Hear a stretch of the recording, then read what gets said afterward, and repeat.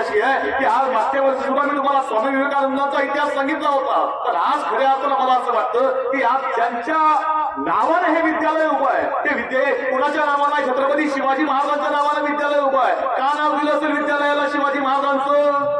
का नाव दिलं असेल? म्हणजे मला आदरणीय बापूसाहेब साळुंखेंचा इतिहास जेव्हा तुम्ही पुस्तक मला दिलं होतं ते पुस्तक मी वाचलं आहे. बापूसाहेब साळुंखेंनी ज्यावेळी ही शिक्षण संस्था उभी केली, ही शिक्षण संस्था उभी करत असताना प्रेरणा घेतली आहे कर्मवीर भाऊराव पाटलांची. कर्मवीर भाऊराव पाटील यांनी त्या काळामध्ये शाळा चालू केल्या, गावागावात जावं आणि शाळा उभ्या कराव्या, म्हणजे ज्या गावात जाईल त्या गावात शाळा चालू करेल आणि माझ्या दारीला जेवढी केस आहेत तेवढी पोरं शाळेत आल्याशिवाय मी थांबणार नाही, पायात चप्पल घालणार नाही, हा प्रण कर्मवीर भाऊराव पाटलांनी केला. आणि कर्मवीर भाऊराव पाटलांनी साताऱ्यामध्ये एक शाळा चालू केली, त्या शाळेला नाव दिलं छत्रपती शिवाजी महाराज हॉस्टेल, छत्रपती शिवाजी महाराज बोर्डिंग. आणि गुजराती व्यापारी कर्मवीर भाऊराव पाटलांजवळ आला. कर्मवीर भाऊराव पाटलांच्या शाळेला आताचा हॉल बांधायला आपल्याला गरज आहे, कळत कसं आहे पैशाची, तसं त्या काळामध्ये शाळा बांधण्याकरता पैशाची गरज होती आणि पैशाची गरज निर्माण झाली आहे. आणि त्यावेळी त्या व्यापाऱ्यानं कर्मवीर भाऊराव पाटलांना सांगितलं की अण्णा तुम्हाला शाळा बांधायची आहे, शाळेची इमारत उभी करायची आहे, पैशाची गरज आहे, असं करा तुमच्या शाळेला मी 2 लाख रुपयाची वर्गणी देतो, तुम्ही फक्त एक काम करा, तुम्ही तुमच्या शाळेला ते छत्रपती शिवाजी महाराजांचं नाव दिलंय ना तेवढं नाव बदला आणि त्या जागेवर फक्त माझ्या बापाचं नाव द्या, मी तुम्हाला 2 लाखाची वर्गणी देतो. कर्मवीर भाऊराव पाटील कराडले. कर्मवीर भाऊराव पाटील त्या व्यापाऱ्याला सांगतायत अरे प्रसंग पडला तर जन्म देणाऱ्या बापाचं नाव बदलेल, पण छत्रपती शिवाजी महाराजांचं नाव शाळेवरून कधी बदलणार नाही. हे सांगणारे कर्मवीर भाऊराव पाटील हे जैन समाजाचे होते. जैन हे महाराष्ट्रातल्या अजून निम्म्या लोकांना माहित नाही. जैन समाजाच्या माणसानं अख्ख्या भारतामध्ये शिक्षण संस्था उभ्या करून दाखवल्या, रयत शिक्षण संस्थेसारखी संस्था उभी केली आणि या महाराष्ट्राच्या मातीमध्ये कर्मवीर भाऊराव पाटलांचा वारसा घेत आदरणीय बापूसाहेब साळुंखेंनी ही शाळा संस्था उभी केली आणि या विद्यालयाला नाव दिलं छत्रपती शिवाजी महाराज. का नाव द्यायचं शिवाजी महाराजांचं?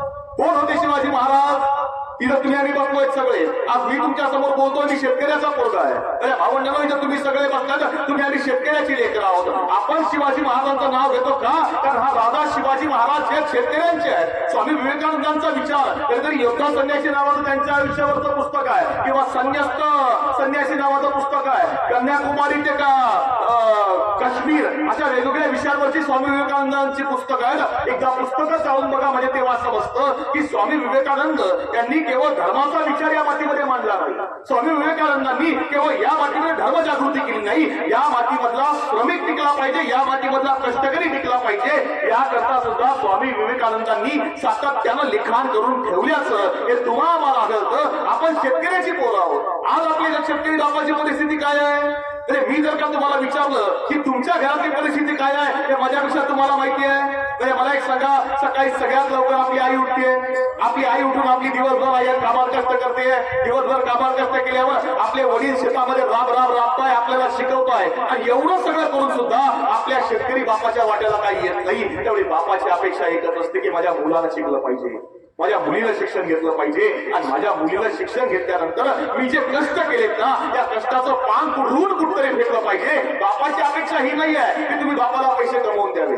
आईची अपेक्षा ही नाही आहे की तुम्ही आईला चांगलं काहीतरी घेऊन द्यावं. आई आणि बापाची अपेक्षा तुमच्याकडून एवढीच आहे की जे कष्ट आई बापाला भोगावे लागलेत ना ते कष्ट माझ्या मुलाला माझ्या मुलीला भोगावे लागू नये. माझ्या मुलांनी आयुष्यात काहीतरी चांगलं मिळवावं हा इथल्या शेतकरी बापाचा विचार आहे, हा इथल्या कष्टकरी बापाचा विचार आहे. आणि तुम्ही आम्ही त्या शेतकरी कष्टकऱ्यांची मुलं आहोत. आणि त्यामुळे माझी तुम्हाला विनंती आहे की आपल्याला शिकावं लागेल. कारण हे राज्य उभं केलंय ना हे शिवछत्रपतींनी उभं केलंय. मी तुम्हाला सांगत होतो की शिवाजी महाराजांचं नाव का द्यावं असं वाटतं? तर राजा शेतकऱ्यांचा आहे, शेतकऱ्यांसाठी केलंय. हे पलीकडं नाशिक जिल्हा आहे, नाशिक जिल्ह्यामध्ये एक किल्ला आहे, त्या किल्ल्याचं नाव आहे किल्ले कन्हेरगड.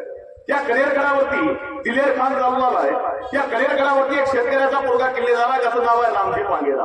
आणि या कन्हेरगडावरती दिलेर खानाचं नजर पडली आहे आणि दिलेर खानाला हा किल्ला जिंकायचा आहे. आणि दिलेर खान 5000 सैन्य घेऊन या कन्हेरगडावर चाल करून गेलाय आणि रामजीकडे सैन्य आहे फक्त 300. आणि या रामजीनं काय केलं, 300 मावळ्यांना सोबत घेतलं आणि दिलेर खानावर तलवार उचलली आहे. आणि पण 300 कुठं आणि 5000 कुठं, पण तलवारीवर तलवार पडतीये, गालीवर ढाल कोसळतीये, पराक्रमाची शर्त चालू आहे. आमच्या 300 मावळे मावळ्यांनी एवढा पराक्रम गाजवला की रामजी पानगेराच्या या मावळ्यांनी दिलेर खानाचा 1500 पठाण कापून काढलाय. आणि दिलेर खान बघतोय या मावळ्यांकडं, मावळ्यांच्या पराक्रमाकडं. पण बघता बघता बळ कमी पडलं आणि त्या 300 मावळ्यांच्या रक्तानं तो कनेरगड सुटला गेला.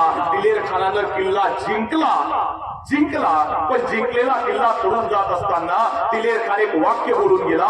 दिलेर खान कराडला, या खुदा या शिवाजी राजाची जर माणसं अशी आहेत तर तो शिवाजी राजा कसा असेल.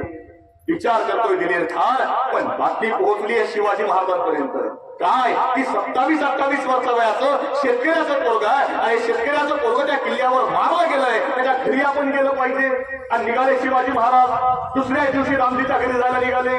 पलीकडे कोल्हापूर जिल्ह्यामध्ये पन्हाळा नावाचा भाग आहे. पन्हाळ्याच्या पायथ्याशी रामजीचं गाव आहे. आणि गावात वर्दी गेली आहे की सायंकाळच्या वेळेला शिवाजी महाराज आपल्या गावात येणार. आता शिवाजी महाराज गावात येणार म्हटल्यावर आपलं गाव शिवाजी महाराजांना घ्यायला वेशीवर आलंय. गावचा पाटील आलाय, गावचा कुलकर्णी आलाय, गावातली सगळी माणसं आली आहे. त्या रामजी पांगेराचा म्हातारा बाप काठी टेकत आलाय. आणि शिवाजी महाराज सायंकाळच्या वेळेला पांढऱ्या शुभ्र घोड्यावर बसून त्या गावाच्या दिशेवर आले.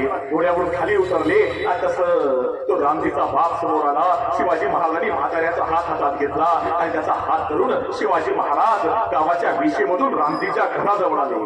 समोर बघितलं रामजी पांगेराची झोपडी आहे आणि झोपडीच्या बाहेर त्या रामजी पांगेराची म्हातारी आई हातामध्ये आरतीचं ताट घेऊन उभी आहे. आरती बघितली आणि शिवाजी महाराज कराले, आई आई आई अगं माझी आरती कुठं करते आई. अगं 4 दिवस झाले तुझं पोर मारलं गेलं, तुझा रामजी मारला गेला, तुझं सांत्वन करायला मी आलोय. आई माझी आरती करू नको. आणि रामजी पांगेराची आई सांगते, राज अहो पोरग मारलं गेलं म्हणून तुमचे पाय आमच्या घराला लागले, आमच्या 10 पिढ्यांचा उद्धार झाला, माझी आरती करून घ्या.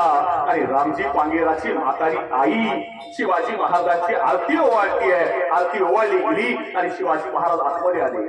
घोंगडी अंतरली होती आणि आमचा राजा शेतकऱ्याच्या घरामध्ये जमिनीवर खाली घोंगडीवर बसलाय. म्हणजे औरंगजेबाच्या दरबारामध्ये उभं राहायला योग्य जागा दिली नाही म्हणून दरबार लाथारणारे शिवाजी महाराज शेतकऱ्याच्या घरामध्ये जमिनीवर खाली घोंगडीवर बसतात. आणि शिवाजी महाराज त्या रामजी पांगेराच्या बापाला सांगतायत, बाबा तुमचं पोरग मारलं गेलं, आपला रामजी मारला गेला, तो पुन्हा परत येऊ शकत नाही, पण तुम्हाला काहीतरी मदत केली पाहिजे म्हणून मी इथपर्यंत आलोय. आणि शिवाजी महाराजांनी इशारा केला आणि सेनापती प्रतापराव गुजर शिवाजी ते पैशाचं ताट घेऊन समोर आला. पैसे बघितले आणि तो शेतकरी बाप पटकन बाजूला झाला. तो म्हणतो, नग राज मला पैशाची गरज नाही, मला पैसा नको राज, मला पैसा नको आहे. आणि शिवाजी महाराज सांगतायत, बाबा थोडी मदत आहे, घेऊन घ्या, तुम्हाला कामात येईल, म्हातारपणात उपयोगाला येईल. रामजीचा बाप म्हणतो, राज अजिबात नाही, मला पैशाची गरज नाही, राज मला पैसा नको. आणि शिवाजी महाराज म्हणतायत, बाबा ठेवून घ्या, थोडीशी मदत आहे. रामजीचा बाप म्हणतो, अजिबात नाही, मला पैसा नको, पण राजे मला मदत करतायत ना, माझं एक काम करा. शिवाजी महाराजांनी विचारलं, बोला बाबा काय पाहिजे, काय करू तुमच्या करता, पाहिजे ते करतो. रामजीचा बाप सांगतो, राजे मदत करायला आलायत ना, एक काम करा, माझा मोठा पोरगा रामजी त्याला तुम्ही तुमच्या सैन्यात घेतलं आणि माझ्या पोरानं शौर्य गाजवून बलिदान केलं, तसं हा माझा धाकटा पोरगा विठोजी याला सुद्धा तुमच्या सैन्यात घ्या, यानं बलिदान केलं तरी चालेल, पण राजे स्वराज्य जिवंत राहिलं पाहिजे, स्वराज्य. ही जी भावना आहे ही भावना शेतकऱ्यांनी कोरली, ही भावना तुमच्या आमच्या शेतकरी बापानं कोरली आणि त्यामुळे स्वराज्य उभं राहिलं, त्यामुळे शिक्षण, त्यामुळे विचार, त्यामुळे धर्म आणि त्यामुळे हे सगळं उभं आहे. हे जे सगळं उभं राहिलंय ना ते तेवढ्यामुळं हा विचार तुम्हाला आम्हाला पुढे यावा लागेल. आणि हा विचार शिवाजी महाराजांच्या आईने दिला होता, जिजाऊने दिला, शहाजी महाराजांनी दिला, हा शिवाजी महाराजांनी संभाजी राजांना दिला. तो विचार पुढे आल्यानंतर विवेकानंदांच्या आईवडिलांनी दिला, गुरूंनी दिला, रामकृष्ण परमहंसांनी दिला. तो विचार तुम्हाला द्यावा लागेल ना. हा विचार आपल्याला मांडावा लागतो आणि तो विचार तुम्हाला शिक्षक मांडतायत. मी मधल्या काळामध्ये एक घटना वाचली. भारताचे राष्ट्रपती शंकरदयाळ शर्मा असताना एक भारताच्या बाहेर एक देश आहे, त्या देशामध्ये सौदी अरेबियामधला एक छोटासा देश, त्या देशामध्ये आजही राजेशाही आहे आणि त्या राजेशाही असलेल्या देशामध्ये भारताचे राष्ट्रपती गेले आणि राष्ट्रपती गेल्यानंतर त्या देशामध्ये अद्भुत घडलं की त्या देशामध्ये आतापर्यंत अमेरिकेचे राष्ट्रपती येऊन गेले, लंडनचे पंतप्रधान येऊन गेले, ऑस्ट्रेलियाचे राष्ट्रपती येऊन गेले, पण कोणी आल्यानंतर त्या देशामधला राजा जो आहे तो राजा कधीही कोणाला घ्यायला येत नव्हता. आणि ज्यावेळी भारताचे राष्ट्रपती त्या ठिकाणी गेले त्यावेळी हा राजा स्वतः बाहेर पडला, आपल्या राजवाड्यातून बाहेर आल्यानंतर गाडी चालवत विमानतळावर आला. विमानतळावर आल्यावर तो त्या भारताचे राष्ट्रपती त्या विमानात होते, त्या विमानात आतमध्ये गेला. तिथं गेल्यानंतर त्या राष्ट्रपतीचा हात पकडला, त्याच्या पायावर डोकं ठेवलं आणि त्यांना आपल्या गाडीत बसवलं आणि आपल्या राजवाड्यात घेऊन गेला. पण त्या राजवाड्यात गेल्यानंतर त्या सगळ्या जगाला विशेष वाटलं की आतापर्यंत हा राजा कधी सुद्धा कोणाला घ्यायला आला नाही. म्हणजे भारतापेक्षा मोठा देश अमेरिका श्रीमंत आहे, इंग्लंड श्रीमंत आहे, ऑस्ट्रेलिया श्रीमंत आहे आणि एवढं असताना सुद्धा हा राजा कधी कोणाला घ्यायला आला नाही. तर भारताच्या राष्ट्रपतींना का घ्यायला आला? आणि बीबीसी नावाच्या वाहिनीनं त्यावर बातमी केली आहे आणि बीबीसीच्या पत्रकारानं त्या राजाला विचारलं की आतापर्यंत तुम्ही कधी कोणाला घ्यायला आला नाही, पण भारताच्या राष्ट्रपतींना तुम्ही का घ्यायला आलात? त्यावेळी त्या राजानं उत्तर दिलं की मी जरी आज या देशाचा राजा असलो तरी मी एकेकाळी मी भारतामध्ये शिकायला गेलो होतो आणि मी भारतातल्या पुण्यामध्ये पुणे विद्यापीठात शिकत होतो आणि ज्यावेळी मी पुणे विद्यापीठात शिकत होतो त्यावेळी शंकर दयाळ शर्मा हे आज राष्ट्रपती आहेत, पण त्यावेळी ते माझे गुरु होते आणि मी तिथं राष्ट्रपतींना नाही तर माझ्या गुरूंना घ्यायला आलोय आणि मी माझ्या गुरुच्या पायावर डोकं ठेवलंय. याचं कारण असं आहे की गुरु सगळ्या असतो.